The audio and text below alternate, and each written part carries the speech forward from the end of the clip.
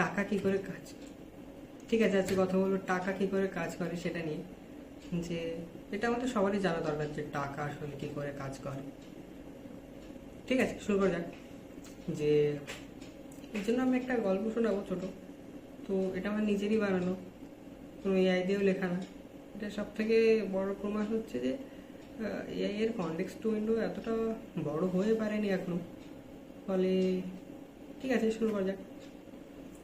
যে একটা গ্রামে একজন ছিল যাকে সবাই মেনে চলতো। তো তার কাছে এখন যেহেতু যে কোনো কারণেই হোক মেনে চলতো, তো তার কাছে সে ভাবলো কি টাকা ছাপানো যাক। তো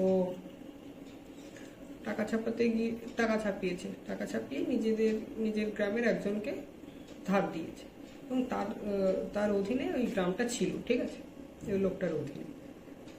তো একজন কৃষককে দিয়েছে যে এই টাকাটা দিয়ে তুমি চাষ করো এবং চাষ করে 10 টাকা শোধ দিতে হবে আমায়, আর 100 টাকা ধার দিয়েছে। এখন সে চলে গেছে টাকাটা নিয়ে, এখন চাষ করেছে।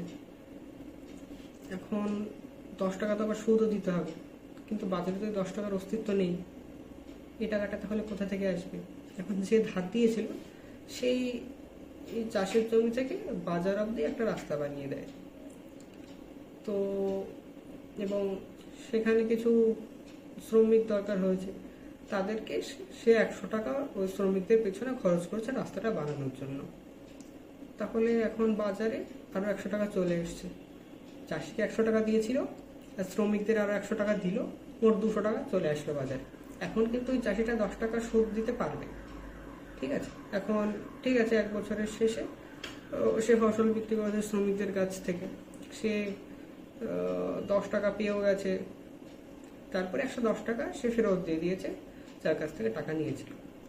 তো এইভাবে ওই লোকটা আরও বেশি টাকা ধার দেওয়া শুরু করলো, আরও অনেকজনকে দিতে থাকলো এবং বাজারে এবং আরও রাস্তাঘাট তৈরি, বাজার তৈরি, এসব কিছু কিছু উন্নয়নমূলক কাজ করতে থাকলো। তো একটা সময় দেখা গেল যে তাদের অর্থনীতি খুবই ভালো কাজ করছে। আর এর ফলে কি হচ্ছে, অর্থনীতি ভালো কাজ করলে যে লোকজন আরও বেশি, জনসংখ্যা বৃদ্ধি পাচ্ছে। তো একটা সময় দেখা গেল যে তাদের কাছে আর জমি নেই।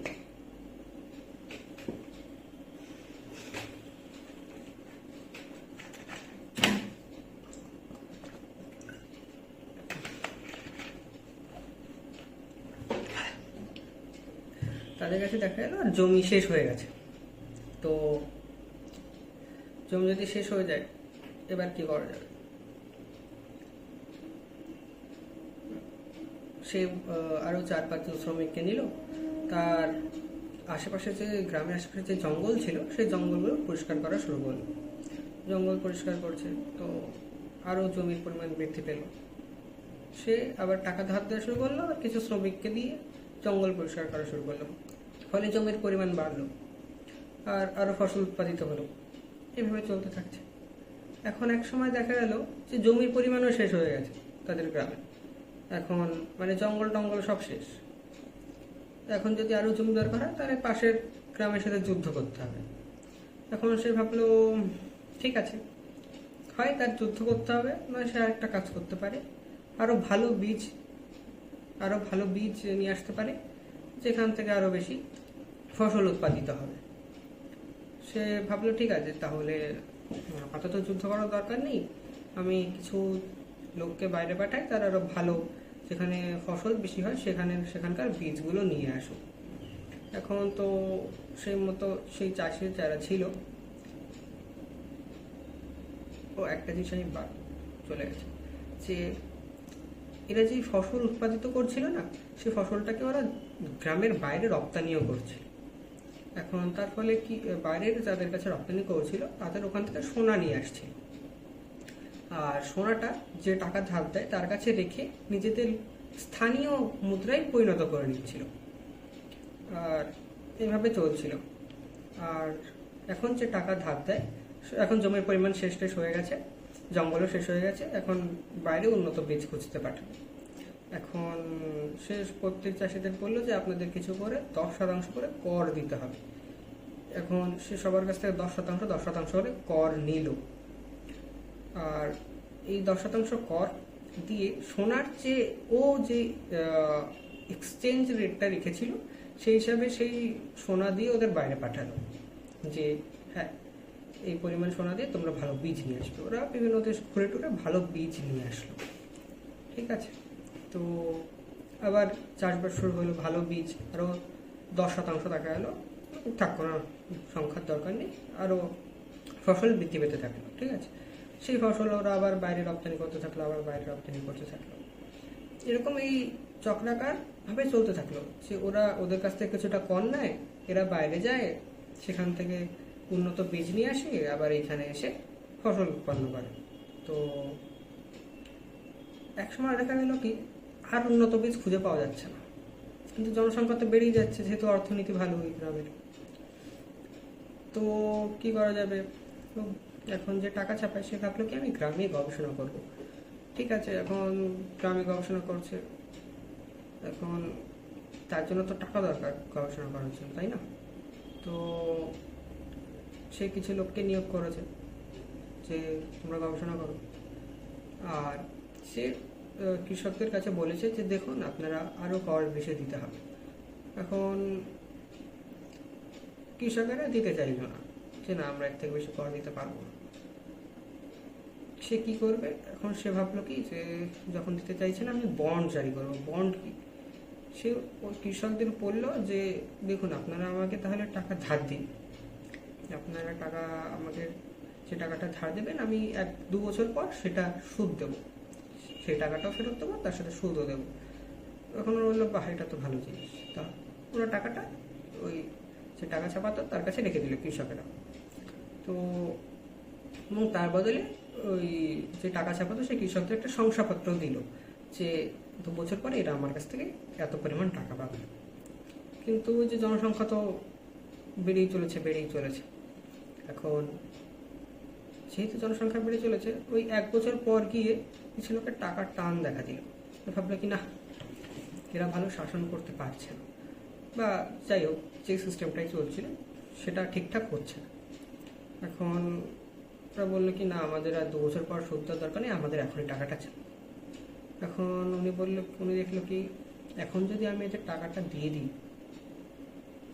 সেটা তো আসলে ইনফ্লেশন মূল্যবৃদ্ধিতেই তো চলে যাবে, তাই না? কারণ একটা নির্দিষ্ট পরিমাণ সম্পদের জন্য আরও বেশি টাকা ওই নির্দিষ্ট পরিমাণ সম্পদই নিতে চাইবে। চালের পরিমাণ তো ওই গ্রামে ওই নির্দিষ্টই আছে, তাই না? 1 কিলো চাল আছে দেখা যায়, তো সেটা যতই বেশি টাকা আসুক 1 কিলো চাল তো আর বাড়বে না। তো সেই ভাগে ভাগে আরও কম পাবে বা চালের দাম বাড়তে থাকবে সেরকম ভাবে। তো সে কি করলো, নিজের দেওয়া বন্ড নিজেই কিনে নিতে থাকলো।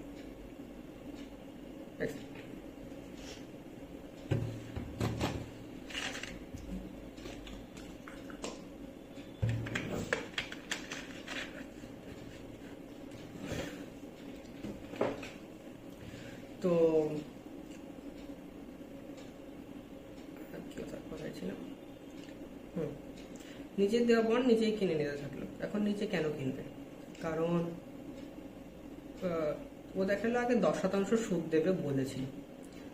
আর যারা গবেষণা করছিল তাদের কাছে শুনেছিল যে এই গবেষণা যদি সফল হয় তাহলে আমরা কত শতাংশ উৎপাদনশীলতা বৃদ্ধি করতে পারবো। এখন গবেষকরা বলেছে 10%। এখন ও তাই জন্য জনগণকেও বা কৃষকদের সে বলেছে আমি 10% সুদ দিতে পারবো। এখন যেহেতু জনগণরা এখন বন্ডটাকে বেচে দিচ্ছে, তো 10% তো হবে না, মানে দেখা গেলো এখন 11% বলছে কি তাহলে আমার 11% যদি সুদের হার বৃদ্ধি হতো 11, 12, 13, 14, 15 এরকম, কিন্তু পরবর্তীতে এই টাকাটা তো আসলে মূল্য বৃদ্ধিতেই যাবে, তাই না? তো সে কি করলো, নিজের বন্ড নিজেই কেনা শুরু করলো। এর ফলে কি হলো, সে ডাইরেক্ট টাকা ছাপিয়ে গবেষকদের হাতে দিতে পারলো, এবং গবেষকদের হাতে যেই টাকাটা দিতে থাকলো সেই গবেষকরা তো বাজারে যাবে, সেখানে চাল ডাল কিনবে, সেই টাকাটা আসলে কিন্তু মূল্যবৃদ্ধিতে চলে যাচ্ছে। ফলে ওই অর্থনীতিতে কেউ না কেউ কম খেয়ে থাকতে হচ্ছে কারো না কারো। তো বোঝা গেল আশা করি মোটামুটি। তো যদি গবেষণাটা সফল হয় তাহলে এদের অর্থনীতিটা টিকে থাকবে, যদি কিনা অর্থনীতি সফল না হয় তাহলে এদের অর্থনীতি টিকে থাকবে না, এদের অর্থনীতি কোল্যাপস করে যাবে। তো এই হচ্ছে ব্যাপার। আমরা সবসময় আমাদের চারপাশে এই সাইকেলের মধ্যে দিয়ে চলতে থাকছি। আমরা যদি অতীতে দেখি, গ্রিন রেভলিউশন হয়েছিল, সবুজ বিপ্লব, তারপরে এখন যেমন ঠিক আছে, এটা নয় আলাদা একটা টপিক, এটা পরে আর একটু বিস্তারিত বলা যাবে। আপাতত এই ভিডিওটা এই অবধিই থাক।